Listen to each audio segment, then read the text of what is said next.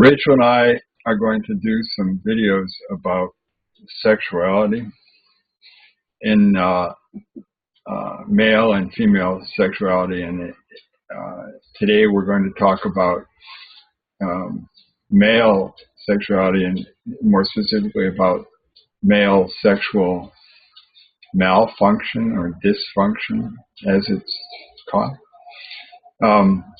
And I'm going to try to quickly summarize what we're going to be talking about, and then we'll see if I get it right. That in male sexual malfunction, or what I prefer to call impotence, there's three primary causes for that. One is a man is so habituated to masturbation, and he's so comfortable with that experience that it's very difficult for him to come out of it in order to engage in a sexual congress with a woman. That's the first possibility. The second possibility is that there's a whole psychoanalytic swampland that can take various forms according to a given individual, but that what it boils down to is that there's a deep-seated mental and emotional block against having intercourse.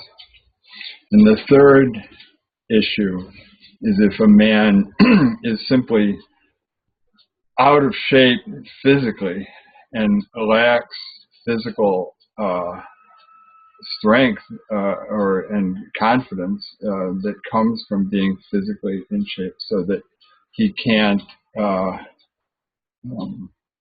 sex. Is that correct, what I've said? Yeah. Okay. So I wanted to relate all of this because to a literary antecedents. And I've always thought that the great poet of masturbation was Henry David Thoreau. And I want to, Rachel's going to talk in a second, but I just want to mention one of the most famous quotations from Thoreau is as follows: "If a man does not keep pace with his companions, perhaps it is because he hears a different drummer. Let him step to the music which he hears, however measured or far away." So if we look at it in the context of what we've been talking about, a man does not keep pace with his companions. In other words, what he's talking about there is an encounter with another human being, but this man is because he hears a different drummer. So a man who's totally habituated to autoeroticism can't come out of hearing that drummer in order to keep pace with his companion sexually. And there are lots of things that Thoreau said that can be understood in that way. This world is but a canvas to our imagination. Again, it's a man who's lost in fantasy. Yeah, lost in fantasy, and he sees everything as his imagination, and you know, sometimes it isn't imaginary. Okay, I'm sorry for going on. Why are you sorry? Well, but this is something that you've thought of, and I think you can, you understand it very well. Well, I mean, it's go forward or retreat. Those are two basic core, almost impulses that are hardwired. And if a person feels inadequate or impotent in the face of their reality, oftentimes they'll retreat. They retreat into their imagination. They retreat into their self-gratification as a coping. And why do we like the word impotent again, as opposed to erectile dysfunction? Well, it's not potent. And I like potent because it's the masculine side of fertility. It's able to reach connection. But see, I think I like impotent because any other word doesn't convey the totality of this experience, right? Right. It's not just that your penis doesn't work. It's that you feel very differently about yourself and your relationship to the world and et cetera, et cetera. Or so I've been told. Right. Well, yeah, but it's you become an expert, the total specialist on jerking yourself off or gratifying yourself in such a perfect way that you then don't need anyone else. Right. It's an ego guard. Right.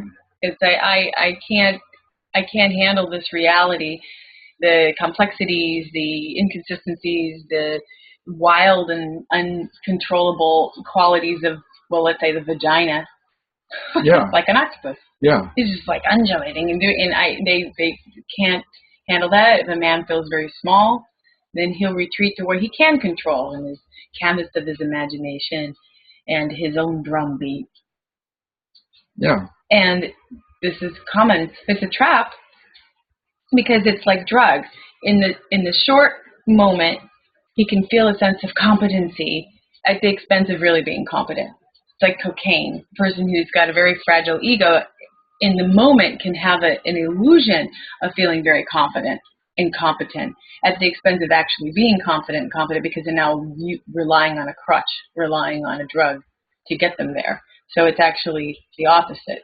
So that's like that lost in the masturbation thing. I'm going to, imagine about all these things and scenarios, and I'm going to use those for self-gratification to get a momentary high of competency and potency at the expense of real competency and potency.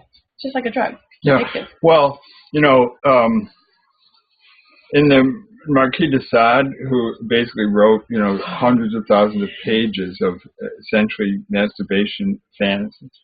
And one of the things that comes across when you read some of this is that how perfectly he orchestrates the fantasy. He'll imagine, let's say you have two women or three women and they're engaged in something going on, and then he'll say, the character will say, but move over 3 inches to the left because he's fantasizing. It's absolutely perfectly constructed, the whole thing. And when a man like that then encounters in another physical person, it's going to be a problem because you can't expect that it's going to be so perfect, And I think that's where this first area of male problem, comes up. But the solution is always back to desensitizing to humiliation. Desensitizing to humiliation. Oh, you want to be humiliated. Well, you want to not be crippled by humiliation. You Right. want to have a new relationship to humiliation. You Right. want to see humiliation as a gateway Right. to bliss, Right. to the divine, to true liberty, Right. to being free of the slavery of needing it to be different than it is. Right. Right? Right. And to not resist the suffering, Right. but to find meaning in the suffering. Right. And then you are free. Well, certainly. Stand there like a total jerk, failing, and be incredibly sexy. And women can feel that if you've conquered the terror and the small little, the boyness in front of this humiliation, you're a man, and it just the desire of a woman will pour out. I think so. I mean, Kabbalah teaches that the real enemy is the ego, and that for that reason, humiliation is actually a positive thing in the sense that it subverts the ego, and the best humiliation, I guess, is sexual humiliation. But when people, when a man, quote unquote, fails because of his caught in his autoerotic universe. How do men react when that happens? I mean, I suppose they don't mainly. No, they avoid it entirely. They pretend that it doesn't exist, and they go retreat into a little world which they can feel like they control. Mhm. But but that's at the expense of having real contact to actually living the fantasy that is jerking off to. Yeah. Right. Yeah. But I'm not saying that this man wants to liberate himself from this tiny world. He should go seek a way to humiliate himself and eroticize himself. I'm saying that he shouldn't retreat from humiliation or run away from it, but instead, what does he do instead? But to become not mesmerized with his own belly button and the perfect jerking off of his penis. No, he starts to become mesmerized by the nuance and the beauty of a woman or women or a scenario or a scene that he might be able to enjoy with others, and become very, very tuned in to them, outwardly focused. Yeah. It's very, very scary. Yeah. Though, I mean, they could affect me. See another great quote from Thoreau along these lines. I love to be alone, he says. I never found a companion that was so companionable as solitude. And when you read these quotes through the lens of autoerotic sexuality, you can see that it works very well. I love to be alone. I never found a companion that was so companionable as solitude. Can I read the next line? The next one? Yeah, can I do that? Yeah, sure. Oh, okay. I would rather sit on a pumpkin, good for the season, and have it all to myself than be crowded on a velvet cushion. He'd rather sit on a pumpkin and have it all to himself. But wait, that has a little anal innuendo. Because you could the stem of a pumpkin probably would go spin and spin on your pumpkin. All right, now we're gonna so the video doesn't get too long. So the video doesn't get too long. I'm gonna stop now and we're gonna do another one about spin on your the second category.